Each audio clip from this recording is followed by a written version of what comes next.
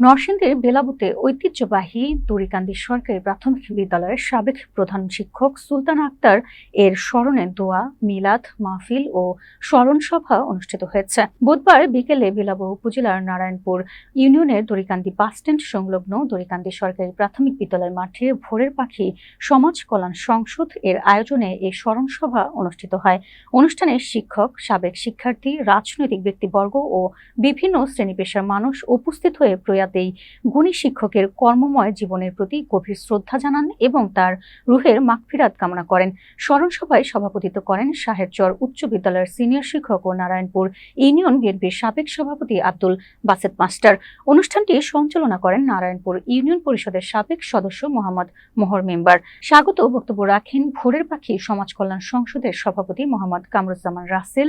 এ সময় উপস্থিত ছিলেন বিশিষ্ট শিক্ষানুরাগী ও সমাজসেবক মোহাম্মদ আলাউদ্দিন আহমেদ, নারায়ণপুর ইউনিয়ন বিএনপির সাধারণ সম্পাদক মোহাম্মদ রুহুল আমিন শ্যামল, পাপড়ের নির্বাহী পরিচালক মোহাম্মদ আবু বাসিত, বিশিষ্ট সমাজসেবক হাজী মুজিবুর রহমান লাল মিয়া, দড়িকান্দি সরকারি প্রাথমিক বিদ্যালয়ের প্রধান শিক্ষক সুফিয়া বেগম, ভোরের পাখি সমাজ কল্যাণ সংসদের উপদেষ্টা পরিষদের সদস্যবৃন্দ সহ আরো অনেকে।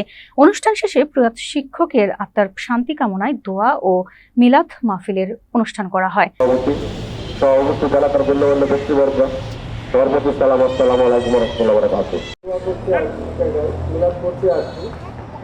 তিনি ছিলেন একজন ঐতিহ্যবাহী বংশের লোক। আমার স্ত্রী ভগবত আমার চেয়ে বেশি কেউ বলতে পারবে না, তবে সময় নাই, বলতে পারবো না। উনি আমার কোনো নামাজ নাই, পড়ে নাই, নকলবন্দি। এমন আমরা কিন্তু মাঝে মধ্যে একটু অভিমানও করতাম, কারণ ওনার মনে কিন্তু তিনজনের জন্য জায়গা ছিল না। ওনার সব ভালোবাসা চিন্তা সবার জন্য ভাগ ছিল। এই জন্য আমরা কিন্তু মাঝে মধ্যে ডিপ্রাইভ হইতাম যে ওনার এত কিছু ওনার নিয়ে চিন্তা। বাট আমরা গর্বিত যে আমরা এরকম একটা মার নিয়ে উক্ত মিলাদ মাহফিলের সভাপতিত্ব করেছেন জনাব আব্দুল বাসিত মাস্টার।